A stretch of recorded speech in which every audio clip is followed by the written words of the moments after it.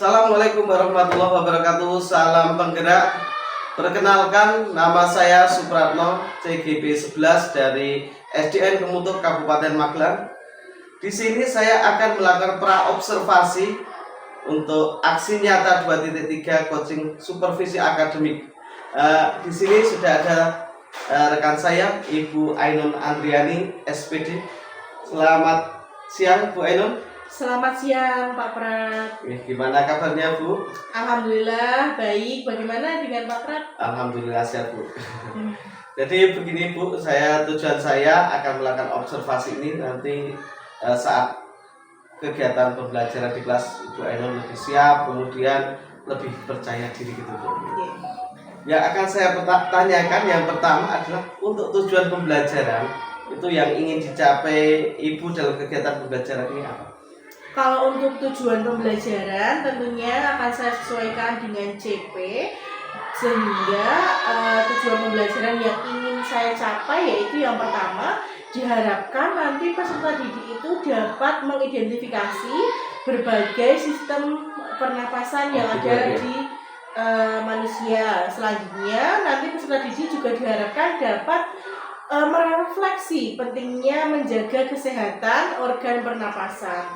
Oke, identifikasi sama refleksi untuk kesehatan pernafasan itu ya, Bu ya.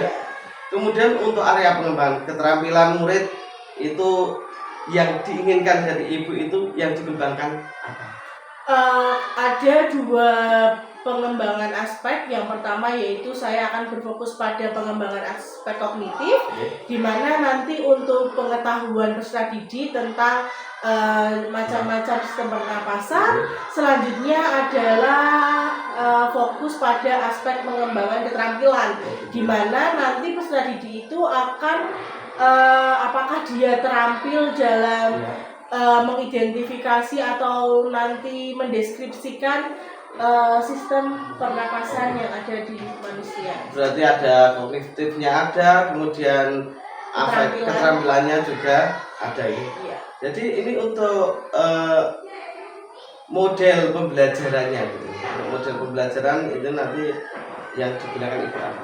Kalau untuk model pembelajaran tersendiri itu tentunya akan saya sesuaikan juga dengan karakteristik peserta didik, di mana karakteristik peserta didik saya itu kan sangat aktif, dia juga suka dengan hal-hal baru. Maka menurut saya strategi pembelajaran yang sesuai atau model pembelajaran yang sesuai untuk kelas saya itu pembelajaran berbasis masalah. Nanti peserta didik itu akan mengidentifikasi sebuah permasalahan, mencari sumber untuk memecahkan permasalahan tersebut. Dia juga akan berpikir kritis dan lain sebagainya, Pak. Ya, jadi model berbasis permasalahan itu ya. Yeah.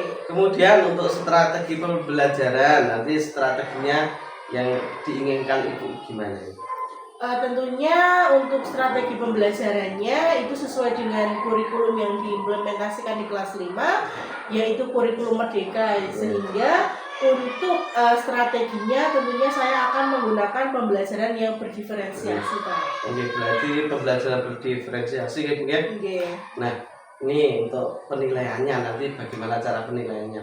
Kalau untuk asesmennya atau penilaiannya saya akan menggunakan dua teknik. Yang pertama adalah teknik tes. Itu untuk mengukur aspek kognitifnya, pengetahuan siswanya. Yaitu nanti bisa pakai tes urean atau tes isai dan lain sebagainya. Kalau untuk teknik non-tes itu nanti saya akan menggunakan unjuk kerja atau observasi. Itu untuk aspek menilai aspek keterampilannya. Berarti tes dan kemudian unjuk kerja gitu ya.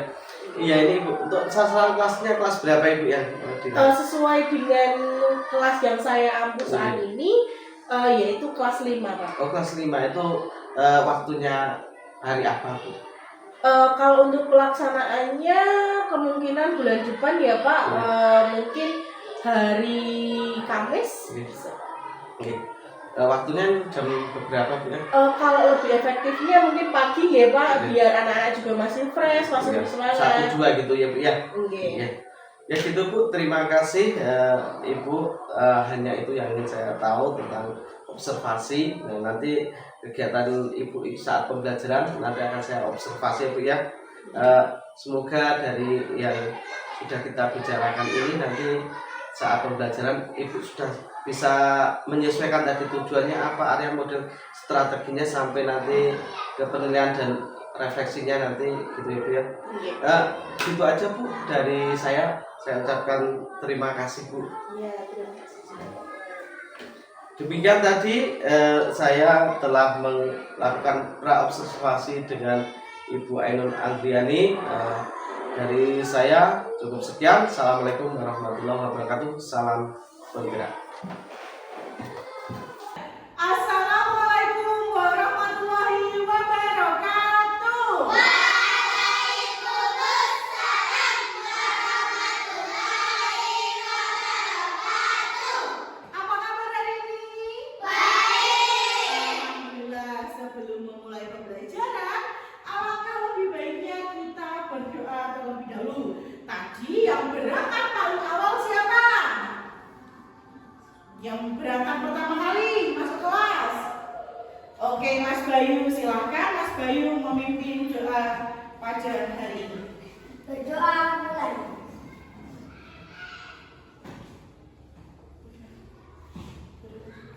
Berdoa selesai. Oke, semoga dengan doa tadi kegiatan kita pada hari ini dapat berjalan dengan lancar. Nah, sebelumnya Bu Aini mau mengecek dulu nih kehadiran anak-anak semua. Hari ini ada yang tidak berangkat? Oke, alhamdulillah semuanya berangkat dan dalam kondisi sehat. Oke, nah pada pembelajaran hari ini kita akan belajar mata pelajaran IPAS. Nah, tapi sebelumnya silakan keluarkan buku dan alat tulis yang dibutuhkan. Silakan.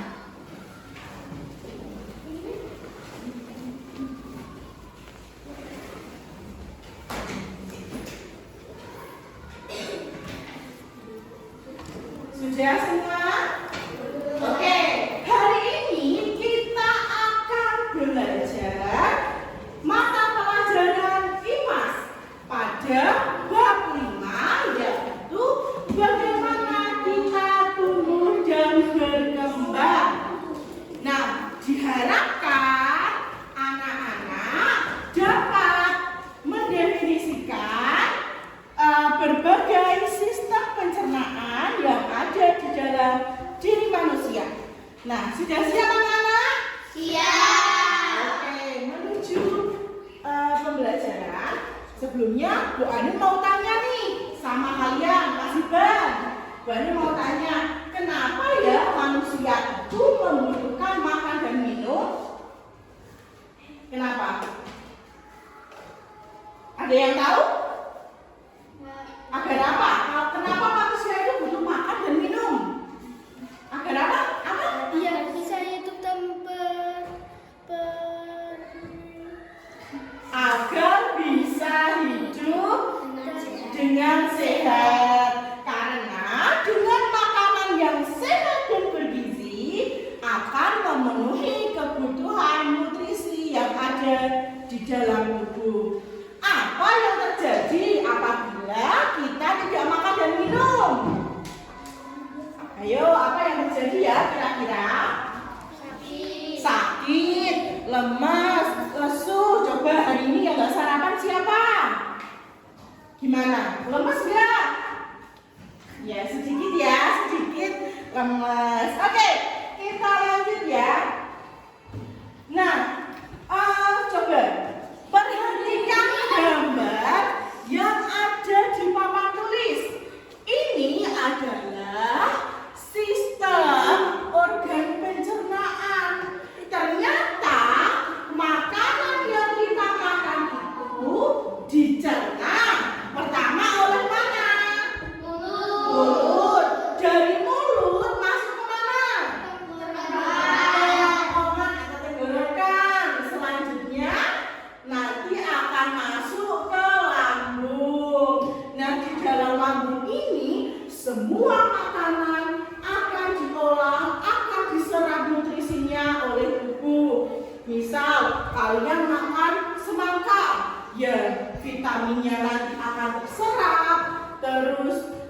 mineralnya akan diserap dan lain sebagainya.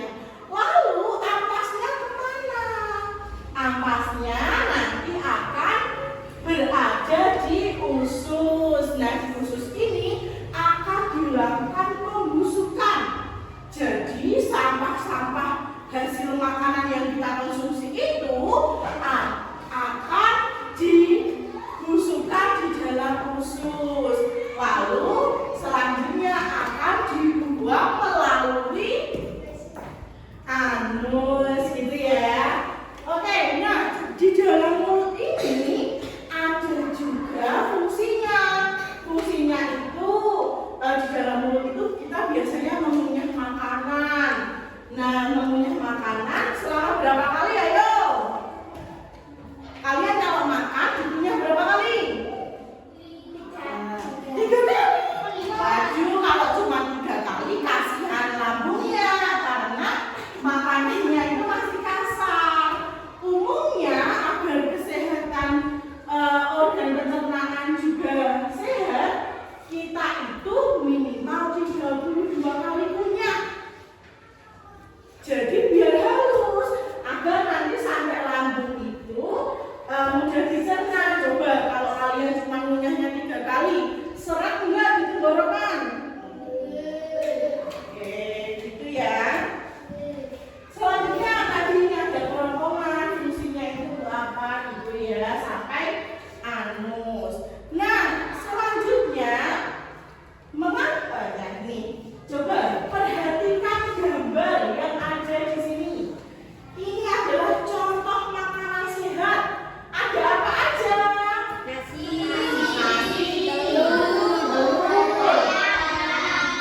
ayam, ada perkedel, ada apa ini? Timun. Timun ini sebagai apa? Sebagai sayur. Ini ada apa? Susu juga boleh. Nah, ini adalah komposisi makanan yang sehat, mengandung serat, mengandung karbohidrat dari nasi, mengandung protein dari ayam dan telur, mengandung vitamin dan juga air. Nah, inilah yang dimaksud dengan makanan 4 sehat 5 sempurna. Coba Bu Ayu tanya, di sini ada yang suka makan ciki? Oke, nah menurut Mas Hibang, ciki itu sehat tidak? Tidak. Oke, ciki itu mengandung vitamin tidak? Tidak. Kenapa masih dimakan? Karena enak.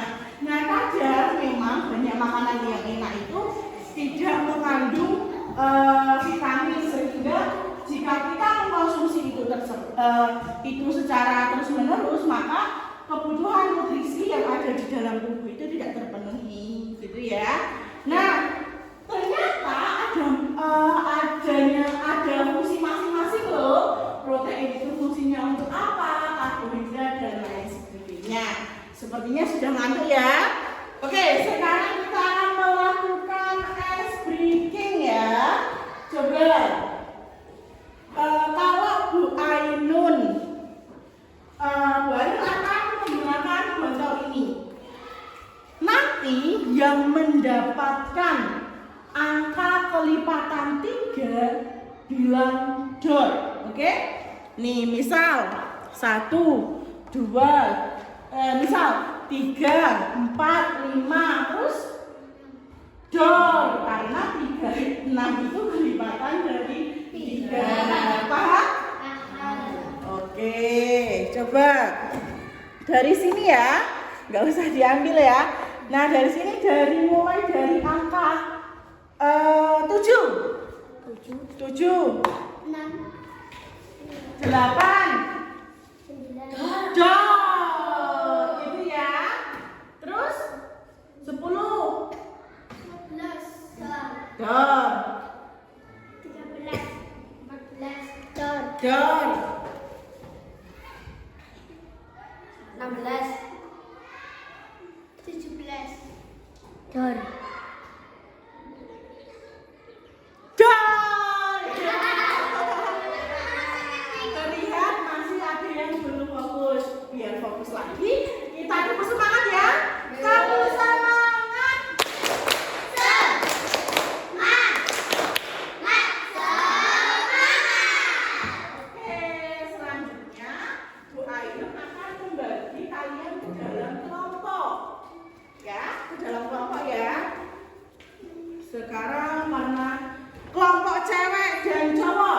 kelompok ke sini semua.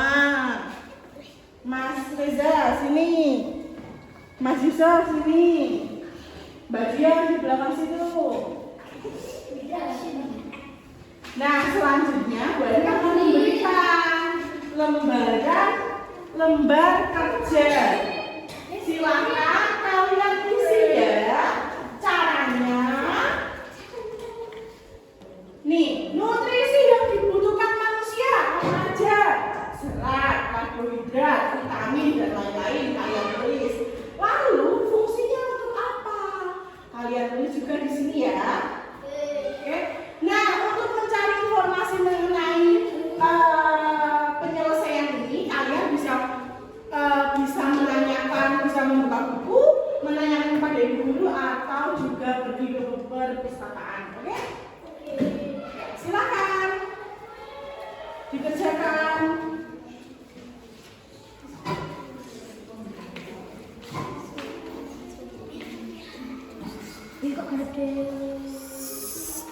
Gimana?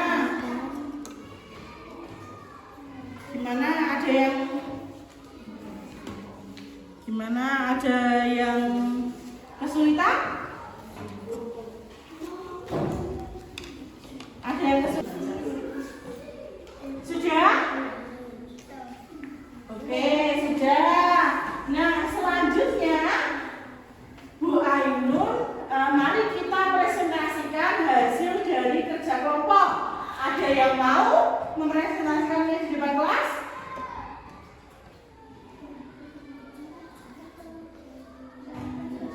Siapa? Oke, Mas Reza, silakan Mas Reza. Dibacakan hasil diskusinya. Coba dibacakan. Sumbernya apa? Nutrisinya apa?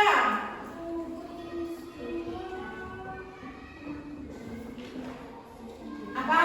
Ini yang ditulis apa? Serat. Nah, fungsinya serat untuk apa, Mas Reza? Oke, apa benar serat untuk menjaga sistem pencernaan? Benar? Benar. Oke, tepuk tangan untuk Mas Reza. Silakan kembali ke tempat Mas Reza. Nah, untuk kelompok 2, siapa yang mau? Yo, Mbak, silakan maju ke depan. Oke, silakan dibaca. Yang keras ya. Karbohidrat. Fungsinya untuk apa? Untuk menghasilkan energi. Oke, tepuk tangan semuanya.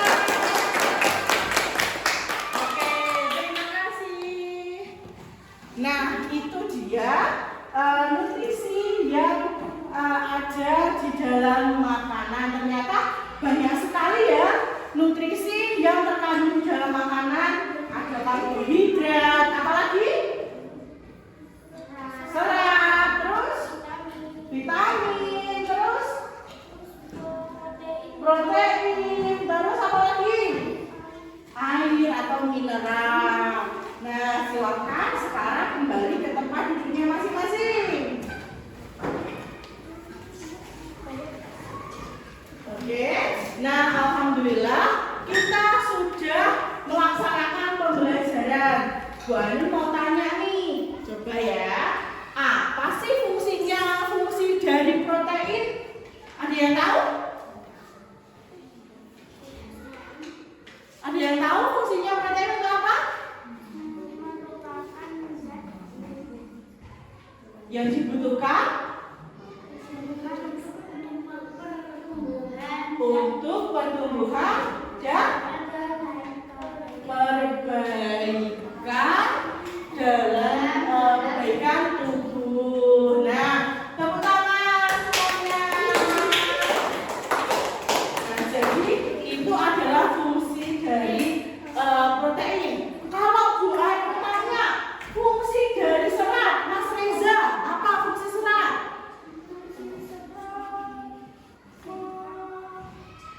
Fungsi serat apa? Menjaga kesehatan sistem pencernaan.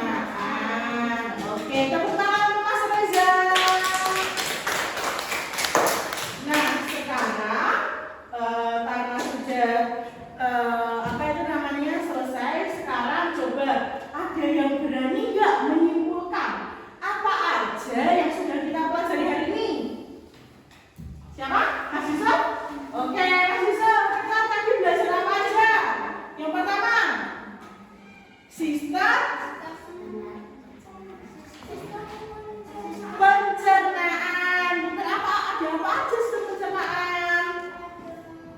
Ada mulut, terus usus, tenggorokan atau kerongkongan, anus, dan masih banyak lagi. Selain itu, kita juga belajar mengenai apa lagi? Nutrisi yang terkandung di dalam makanan. Nah, oke, itu adalah yang kita pelajari hari ini. Silahkan sebagai tugas rumah, silahkan nanti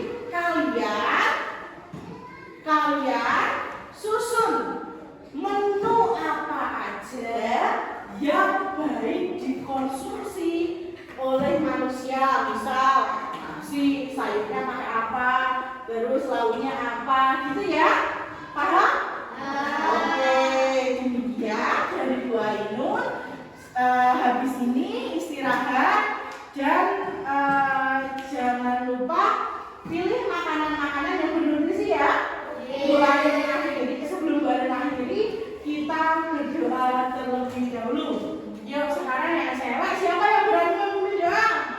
Oke, Mbak Fia, silakan. Doa mulai. Doa selesai. Oke, demikian dari Mbak Ainun. Terima kasih sudah mengikuti pelajaran hari ini dengan baik. Kalian luar biasa, kalian pintar, dan terima kasih. Wassalamualaikum warahmatullahi wabarakatuh. Waalaikumsalam warahmatullahi wabarakatuh. Assalamualaikum warahmatullahi wabarakatuh. Salam guru penggerak. Saya Supratno, CGP Angkatan 11 SDN Kemutuk Kabupaten Magelang. Di sini saya akan melakukan percakapan pasca observasi kepada Ibu Ainun Andriani. Selamat siang Bu Ainun. Selamat siang Pak. Gimana kabarnya Bu? Alhamdulillah. Luar biasa. Bagaimana Pak? Alhamdulillah sehat juga. Maaf Bu dan mohon waktunya. Terima kasih kemarin saya sudah menemani Bu Ainun dalam percakapan praobservasi, kemudian saya juga sudah mengobservasi Bu Ainun dan saat ini saya untuk pasca observasinya. Tujuan saya untuk observasi ini ya Bu ya, saya bukan untuk menilai ya Bu ya, jadi cuma untuk meningkatkan, barangkali nanti bisa untuk meningkatkan pembelajaran yang dilakukan Bu Ainun, barangkali Bu ya. Yang pertama saya tanyakan, bagaimana perasaan Ibu setelah saya observasi kemarin? Tentunya kalau untuk perasaan, karena memang ini baru pertama kali ya Pak saya disupervisi langsung gitu, memang perasaannya agak deg-degan ya, nervous gitu, karena memang ini pertama kali saya mengajar kalau ditunggui gitu. Tapi alhamdulillah saya senang dengan kegiatan ini Pak. Kan kemarin kan Ibu sudah ya membuat rencana pembelajaran, kemudian dilakukan. Nah, seperti apa yang Ibu sudah lakukan? Jadi perasaannya kalau mengajar seperti itu gimana untuk Ibu dan untuk anak? Kalau saya sendiri tentunya saya sangat senang ya dengan mulai dari perencanaan yang saya susun, terus pelaksanaannya saya senang karena memang hasilnya juga memuaskan.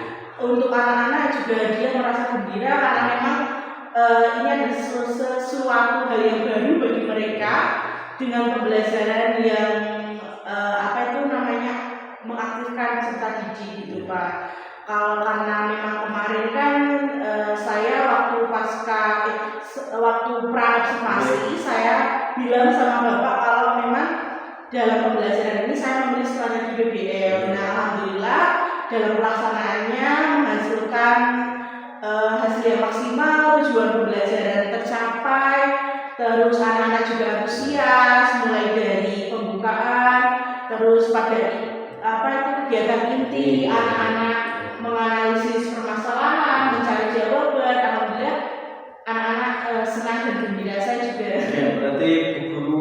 antusias, anak guru senang, anak-anak juga antusias Iya. juga.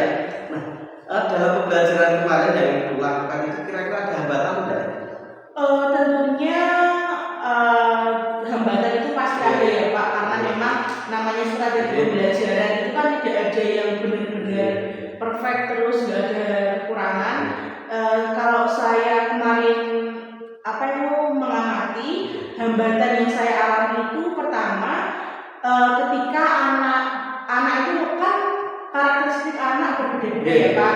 Ada yang dia itu memang pede, ada yang dia itu pemalu dan lain sebagainya. Nah, untuk anak-anak yang pemalu ini ternyata ketika saya menggunakan model BBL itu dia itu memang agak susah untuk beradaptasi. Jadi memang dampaknya ketika proses kelompok itu anak-anak itu lebih pasif Pak. Jadi dia itu kayak mengandalkan temannya yang sudah bisa sehingga dia tidak rasa ingin tahunya juga kurang gitu. Jadi ada hambatannya itu Ibu menganggap bahwa masih ada anak yang pemalu jadi kurang aktif gitu ya Bu dalam kegiatan kelompok dan kegiatan yang lain gitu ya Bu ya. Iya. Nah, jadi Bu Ainul sudah punya rencana untuk mengatasi hambatan tersebut ya Bu ya. Kira-kira hambatan tersebut solusinya akan dilaksanakan. Tentunya untuk perbaikan ini akan saya akan saya implementasikan secepat mungkin ya Pak, karena memang permasalahan seperti ini kan tidak bisa dibiarkan berlarut-larut ya, karena mungkin banyak yang beranggapan sepele, tapi takutnya nanti ketika permasalahan ini tidak diatasi secara cepat nanti malah peserta didik itu akan semakin menutup diri dengan teman-teman, dengan lingkungan. Jadi insya Allah saya akan melakukan perbaikan ini mulai pertemuan yang akan datang. Jadi segera itu ya, semoga yang solusi dapat menjadi solusi yang Ibu sampaikan tadi untuk murid jadi aktif ya Bu ya. Demikian Bu yang saya tanyakan dalam pasca observasi ini. Terima kasih waktunya. Mohon maaf jika mengganggu waktu itu. Terima kasih. Terima kasih. Selamat siang. Selamat siang.